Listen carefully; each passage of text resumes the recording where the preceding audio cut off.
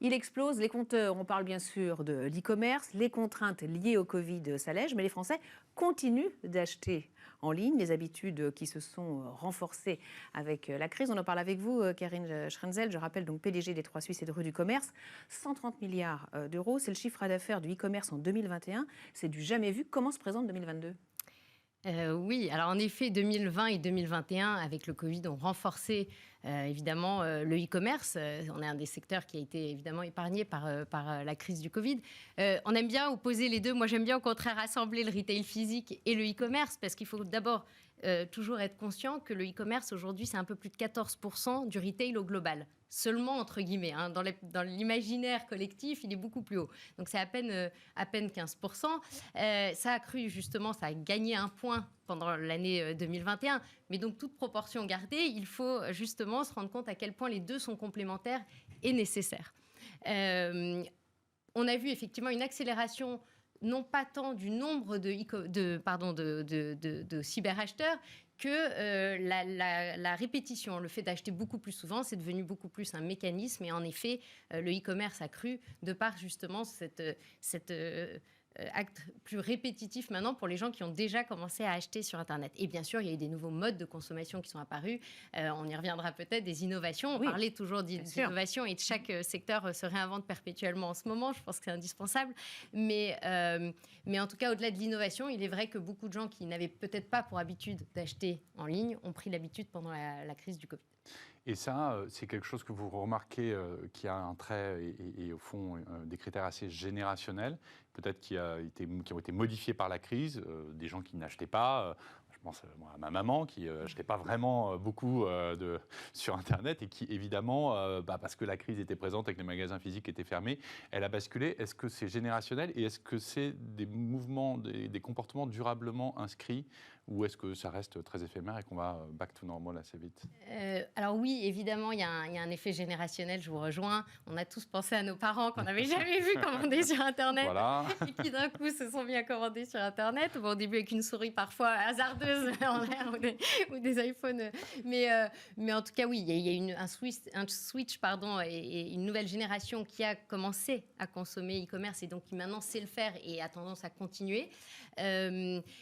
Donc évidemment, il y a une base élargie. Pour autant, et c'est ce qu'on voit dès qu'il y a eu des réouvertures de magasins, etc., il y a un équilibre qui se recrée à chaque fois. Et même à ce moment-là, une perte de vitesse du e-commerce qui revient vers le retail, puis ça se rééquilibre. Donc voilà, je pense qu'en effet, c'est quand même les gens ont aussi envie de toucher et c'est l'équilibre des deux. Et que recherchent justement les consommateurs qui achètent en ligne, alors que les magasins physiques ont rouvert. Donc voilà, quelles sont les motivations de l'achat en ligne ? Alors, je pense qu'il y a beaucoup de choses. Le premier, c'est évidemment la suppression de ce qu'on appelle les irritants en boutique, faire la queue à la caisse, devoir essayer dans des cabines qui ne sont pas toujours disponibles. C'est tout ce temps, entre guillemets, perdu, ce qu'on appelle les irritants. Et c'est en ça que le e-commerce, évidemment, est formidable. Et peut aussi, évidemment, on peut commander le dimanche. Enfin, voilà, il y a tout un tas. Il ne faut pas oublier qu'il y a quand même beaucoup de magasins fermés ou tard le soir.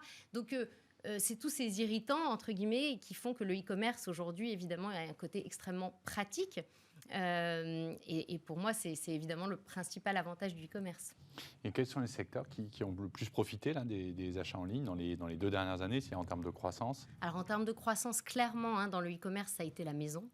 Pendant la période où on passait justement énormément de temps à la maison. On a tous découvert des talents de pain. Des travaux. On fait des travaux, du jardinage. Voilà, absolument. Et puis aussi, on était assis beaucoup plus sur son canapé, la lampe qui ne nous gênait pas du tout avant. On se disait, oh là là, elle est vilaine, il faut la changer. Donc voilà, donc la maison a beaucoup profité pendant la période finalement de confinement. Tout ce qui était aussi équipement du télétravail, les ordinateurs. Sur du commerce, toute la partie ordinateur, équipement vraiment pour pouvoir travailler de chez soi aussi beaucoup. Il y a eu un vrai boom. Et là, ça change un peu. Donc c'est ça qui est assez intéressant. J'ai envie de dire que tout ce qui a justement été un peu plus délaissé, le maquillage, les chaussures, puisque finalement les gens avaient des masques, sortaient un peu, etc., reprend du poil de la bête. C'est vrai qu'on n'avait plus besoin de se maquiller, sauf les yeux. Alors, les nouvelles tendances pour 2022. On a des consommateurs qui, alors ça aussi, ça va être générationnel, mais qui consomment de plus en plus depuis leur smartphone. Oui, bien sûr. Donc voilà, Qui commandent. Voilà, les grandes tendances, mais ce qui est une toile de fond depuis déjà plusieurs années, mais qui continue à s'accentuer, c'est ce qu'on appelle le M-commerce, le mobile commerce. Donc les gens commandent depuis leur smartphone et non plus depuis leur ordinateur, puisqu'aujourd'hui, quasiment tous les sites sont passés à une majorité de commandes en smartphone versus ordinateur. Donc ça, c'est évidemment une toile de fond depuis plusieurs années.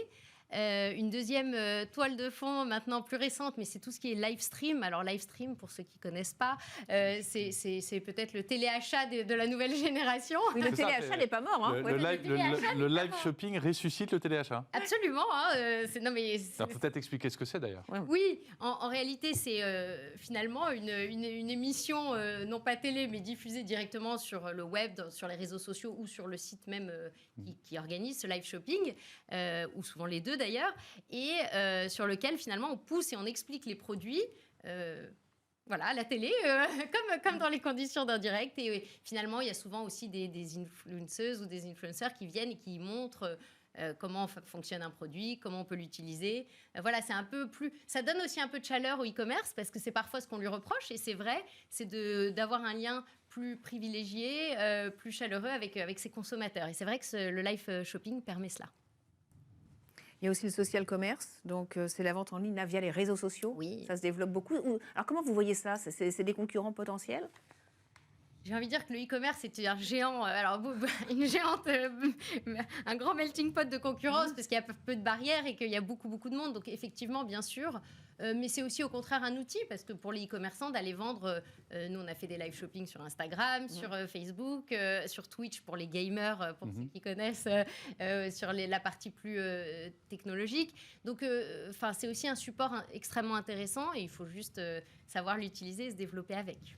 Et comment vous voyez, par exemple, l'initiative qu'il y a entre Carrefour et Brut, qui sont vraiment un mélange assez improbable, inattendu Je pense que c'est bien. C'est une nouvelle façon, justement, de pouvoir toucher de nouvelles cibles. D'abord, je pense aussi, c'est d'élargir sa cible. Souvent, quand on voit des entreprises se lancer d'un coup sur TikTok, sur Twitch, etc., où c'est aussi, on sait, une cible beaucoup plus jeune sur ces supports-là, ou chez Brut, c'est pareil. Et donc voilà, c'est une façon d'aussi finalement créer de l'adhésion et de l'affinité avec la marque pour des plus jeunes générations qui aujourd'hui ont une certaine méfiance aussi vis-à-vis de ça. Peut-être une logique de fidélisation. Aussi, bien sûr, de fidélisation qui est importante, absolument. bien sûr. Alors depuis le Covid, il y a cette prise de conscience pour la nécessité d'acheter des produits peut-être locaux, plus respectueux de l'environnement, de l'humain. Est-ce que ça, c'est bien compatible avec l'e-commerce? Est-ce qu'il y a des acteurs qui se spécialisent justement vers une consommation plus locale? Oui, il y a beaucoup d'acteurs, je pense qu'on en connaît plusieurs, mais nous, par exemple, quand on a racheté 3 Suisses, on a fait un virage où on a toute la collection 3 Suisses prêt-à-porter, on l'a entièrement fabriquée en France. C'était avant le Covid, c'était en 2018.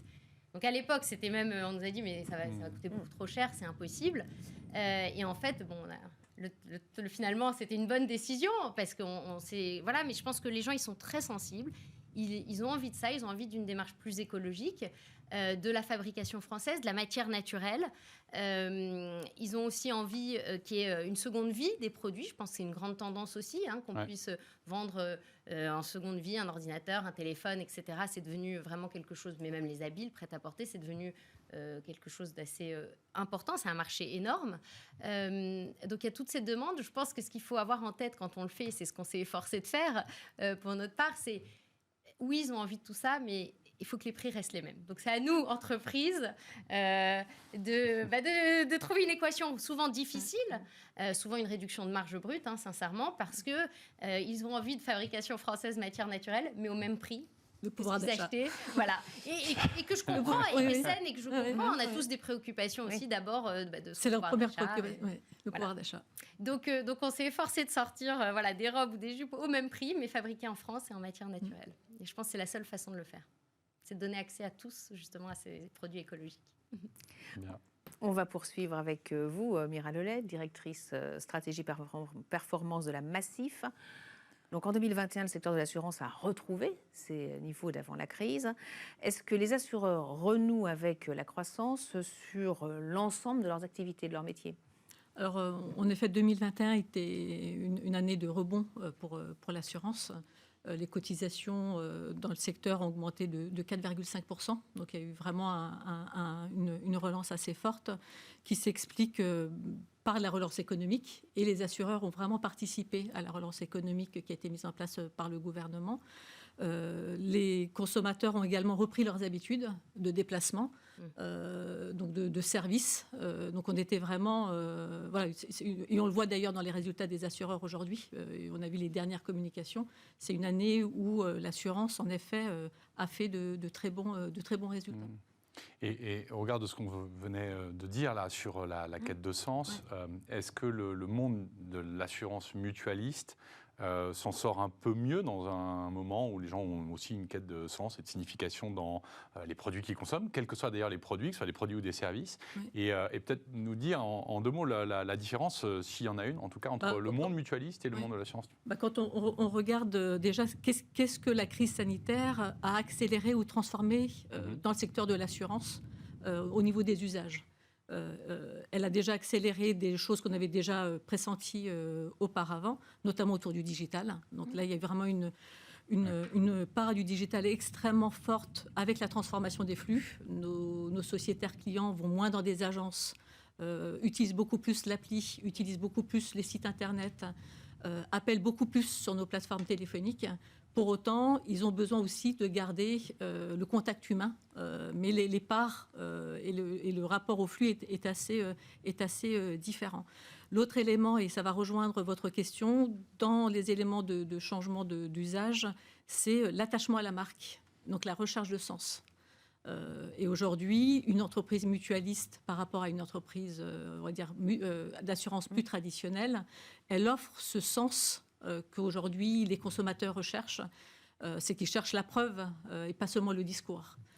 Une entreprise mutualiste, je vais peut-être juste prendre le temps pour bien expliquer ce que c'est. Je ne sais pas si tout le monde... Tout le monde l'emploie tous les jours, le terme, mais je ne suis pas sûr que... Donc c'est quoi une entreprise mutualiste ? C'est d'abord une entreprise qui a un projet où l'économique est au service du social. Ça veut dire quoi ? Ça veut dire que c'est une entreprise qui n'a pas d'actionnaire à rémunérer.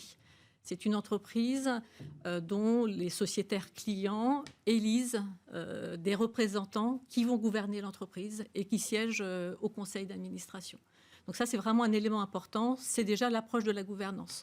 Donc l'approche de la gouvernance, quand on n'a pas d'actionnaire à rémunérer, on n'a pas les contraintes de résultats financiers que peut avoir une entreprise d'assurance plus classique. Donc ça veut dire que les assureurs mutualistes en sont mieux sortis peut-être durant cette crise que les assureurs traditionnels ? Alors, du fait de leur modèle ou pas ? Du fait de on prend l'exemple de la Massif. Du fait de leur modèle et de l'attachement à la marque. Et l'attachement à la marque et finalement la recherche du sens, en effet, permet, et on le voit, de générer la confiance chez les sociétaires clients. Et on voit quand il y a la confiance et la fidélité. Et au côté Massif, on a vu l'explosion des appels de nos sociétaires, et pas seulement pour un acte d'achat d'assurance. Je ne sais pas si c'était vous, mais j'ai mémoire que pendant la crise, il y avait un assureur de mémoire mutualiste qui avait remboursé une partie des assurances auto. Non, alors ça, c'est la Maïf. Voilà, c'est la Maïf, oui. Mais comme on est là aussi pour parler du secteur, non mais c'est intéressant parce que c'est une démarche pour le coup qui était intéressante et qui correspond sans doute à un modèle mutualiste. Je ne suis pas certain que dans une entreprise avec des actionnaires traditionnels, les actionnaires traditionnels auraient... Alors c'est une approche d'une politique tarifaire d'un concurrent mutualiste, en effet, la Maïf. Nous, Massif, on est plutôt sur la recherche du temps long. Vous pouvez faire une ristourne à un instant T, mais est-ce que lorsque, et c'est le cas sur ce début d'année, vous avez du climatique beaucoup plus fort, vous allez rappeler vos sociétaires pour les augmenter parce que sur les 3 derniers mois, il y a eu... ce qui est important, c'est de regarder plutôt le temps long et d'assurer aux clients sociétaires un pouvoir d'achat finalement dans la durée. Et pas... Et ça, le changement climatique, ça le secteur arrive à mesurer les impacts, parce que c'est vrai que la façade atlantique, ces 3 derniers mois, j'imagine que vous avez été très sollicité. Les événements climatiques ont un coût, et ils auront un coût de plus en plus important. Sur les 30 dernières années, ça a été quadruplé. Et aujourd'hui, un des risques les plus forts sur le climatique, c'est le risque sécheresse. On en parle peut-être un peu moins que quand on voit les tempêtes, etc. Donc en effet, oui, c'est un coût important pour les assureurs. Et face à un coût aussi important, qu'est-ce qu'on fait? L'assurance aujourd'hui, c'est un sujet sur lequel elle se préoccupe depuis de nombreuses années et qu'elle recherche à sensibiliser. C'est la dimension de la prévention.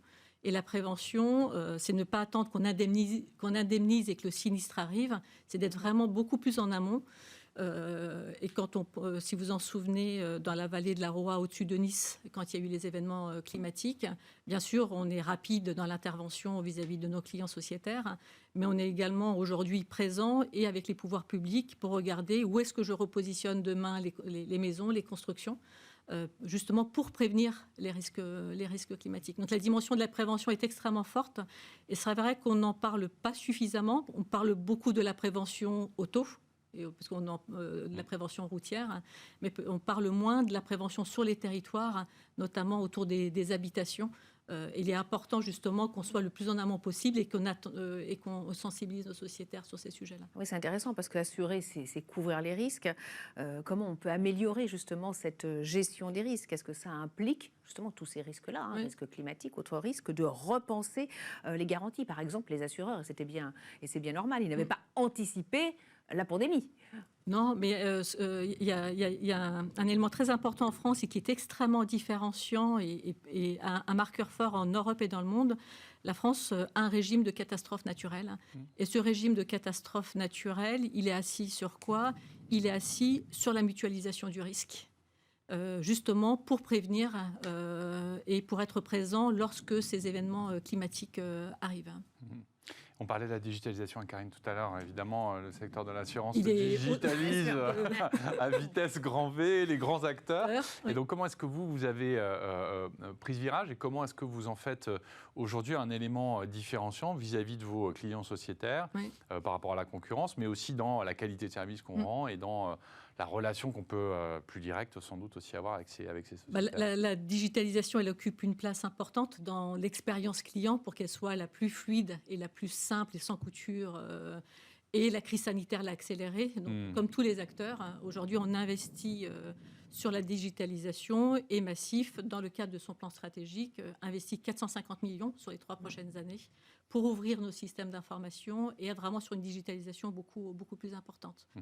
Parce qu'on voit qu'aujourd'hui, les habitudes et les usages ont changé, mais il faut qu'on soit en capacité, parfois, un client rentre par le digital, mais il a besoin du contact humain et il va finir son parcours au sein d'une agence. Donc c'est vraiment la complémentarité et on voit qu'aujourd'hui, il n'y a pas d'un côté le digital, de l'autre côté le physique, mais c'est bien une complémentarité des réseaux aujourd'hui. Justement, qu'est-ce qu'elle apporte cette digitalisation dans la relation client? C'est un traitement plus individualisé, des garanties qui vont être plus ciblées, des tarifs individualisés peut-être aussi? On est plutôt sur une relation beaucoup plus individualisée. On est aussi sur une rapidité de réponse, une immédiateté beaucoup plus forte. Aujourd'hui, et c'est un peu, je pense que vous disiez tout à l'heure, on n'a pas forcément envie de faire la queue dans un magasin. On n'a pas forcément envie d'attendre la réponse. Lorsqu'on a une question avec son assureur, on a envie d'avoir une réponse la plus rapide possible. Donc ce rapport au temps et cette dimension d'immédiateté, elle est beaucoup plus forte aujourd'hui qu'elle ne l'a été il y a 3 ou 4 ans. Donc la digitalisation le permet de manière assez forte. Et elle permet également, sur certains produits spécifiques ou certains services, de mieux les cibler. On les approche en termes de mise à disposition vis-à-vis de nos clients beaucoup plus facilement via le digital que via des réseaux physiques. Je pense que c'est la même chose comme dans le e-commerce. Et comment est-ce que le secteur regarde le monde de la SurTech, qui est en plus une belle signature française de la French Tech pour le coup? Comment est-ce que vous les observez? Est-ce que au fond vous vous dites demain ça va être une épine dans le pied un peu désagréable, ou est-ce qu'au contraire, vous vous dites, ils vont interroger nos pratiques et comme quand un service de voiture a permis à une grande entreprise de taxi d'améliorer son service, au fond de dire les players qui sont là sur le marché depuis longtemps vont pouvoir aussi aller se nourrir des innovations, des choses qu'on a peut-être plus de mal à faire dans des grands groupes parce que voilà, on a des habitudes, etc., que d'autres ont moins. Alors ces structures, elles sont intéressantes de les regarder par rapport, parce qu'elles offrent quelque chose, et c'est là-dessus qu'on les regarde beaucoup, sur l'expérience client. Ouais.